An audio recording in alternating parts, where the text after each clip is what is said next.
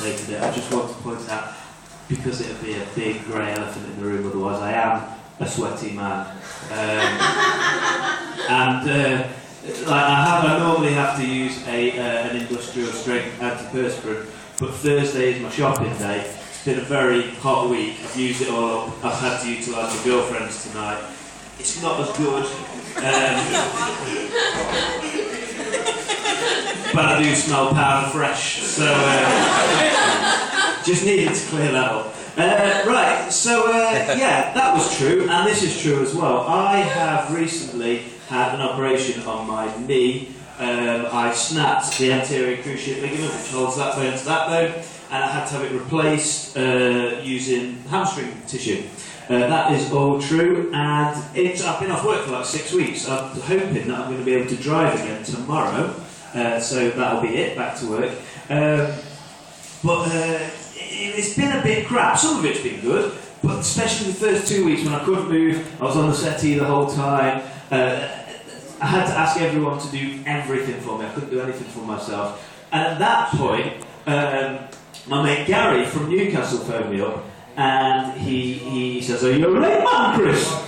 I says, "I'm alright, Gary, I'm not too bad, but I've got knee problems." And Gary said, "You've got knee problems, man, Chris?" Then why do you sound so glum? There we go, that's the first joke there. Most of that joke was true, most of it was true, but there's a little ending. That was a lie. Yeah, but when you sort of off work a lot, people come round and visit. My mate Red came round to visit. What has happened there? That's who just laughed. Is it my mate Red? Do you know him? Because he's a funny chap. You can guarantee something funny's going to happen here, so well done for preempting that. So, my mate Red came round, and that was alright until he said something racist, like out of nowhere. And, well, it wasn't entirely out of nowhere. I knew it would come in about 15 seconds previous, because he prefaced it with the phrase, "Now I'm not being racist, but..." And it seems in my experience that it's very rare someone makes a non-racist sentiment prefaced with the phrase, "Now I'm not being racist." But I think it'd be good if we could start doing that. That'd be incredible. If we just take a stand and take that phrase back. So we just go, "Now I'm not being racist, but do you think my jeans need a wash?"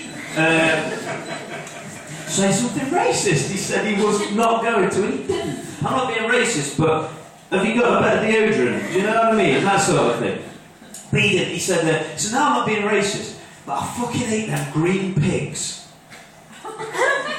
I said, "I think that's racist what you've just done there, Red." He says, "No, I'm not racist. I like them all, mate. I like the whites, I like the yellows, I like the reds, I like the blues, I like them all. I just fucking hate them green pigs."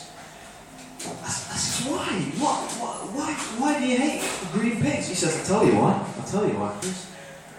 They come over here, don't they? They come over here and they steal our eggs. I says, "That's not true. That's mental. That's a ridiculous thing to say." He says, Is it? Because our Sharon, she come home last week, all her eggs were nicked. They caught who done it, green pigs." I says, "No, that's not right. Okay, right. She has every right to be pissed off at them green pigs, right? Don't get me wrong, they've done a bad thing. You can't tarnish every single green pig with that brush because them ones have happened to steal her eggs. That's ridiculous." He says, "Is it?" I says, "Yeah." He says, "Is it?" I says, "Yeah." He says, "Is it?" I says, "Yeah." He says, "Is it?" I says, "Yeah." This went on quite a while. And eventually, I says, "Look, right, you can't possibly say that every green pig is an egg stealer." And he says, "Alright, Chris, I'll be the bigger man here. I'll meet you in the middle. Maybe not every green pig is an egg stealer, but I'll say this. Every egg stealer is a green pig."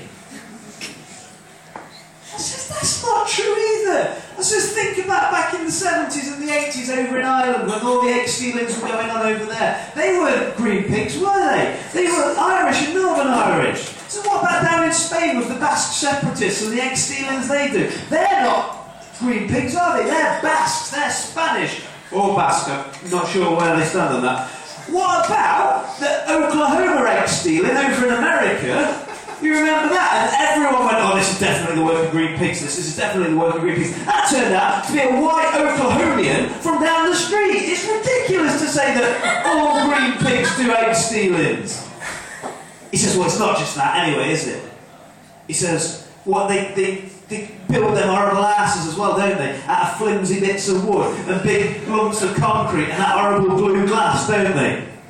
He says, no, that will bring the price of your ass right down. He says, they moved in on my street. I had it valued before they moved in. And then they moved in. They built one of them horrible things. That's little rickety bits of wood and big lumps of concrete and that horrible blue glass. They built that up. I had my house valued again. It dropped £2,000 in price. I says, that's just a recession, that. That's got nothing to do with it. That's a year on and everything's dropping. He says, it's people like you that allow this to happen. They're taking over this country, the green pigs. And it's people like you with your lefty, liberal, la-di-da attitude that's letting it happen. People like me, we take action. I says, what does that mean? Take action? He says, well, here's what I do. I get a group of my mates, right? Me, I go down, like Ronnie the Rocket, he goes down. Brian Big Red, he's there. The Bluebird triplets, we all go down, right? And we smash up their asses. We smash foot right out of them. I says, that's horrific. That's why? He says, I'll tell you why. To get the eggs back. I says, but they can't all have the eggs. And he says, well, if they ain't got the eggs, they know where they're hidden, don't they?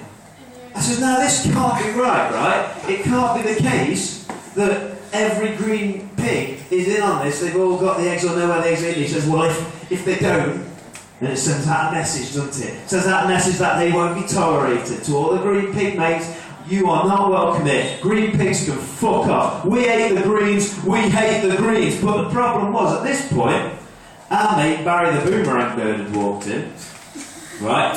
And he's just heard Red saying, we hate the greens. And Red just sees him, walks up and he goes, no Barry, not you're alright, you've got that bit of white on the front of you and you're alright, but I mean the green pig Barry, come back. Now, that first section there, that's half of my allotted time, right? And that's all based, that's an extended metaphor based on a computer game on a mobile phone, right? That's quite a bold move to make, because, so I think, if nothing else, because we've reached the climax of that section, that deserves a round of applause, just for comic audacity, really. So, yeah, you're right, you are right, that is fully earned, that, fully deserved that. If you've not played Angry Birds, that would have made no sense at all. But,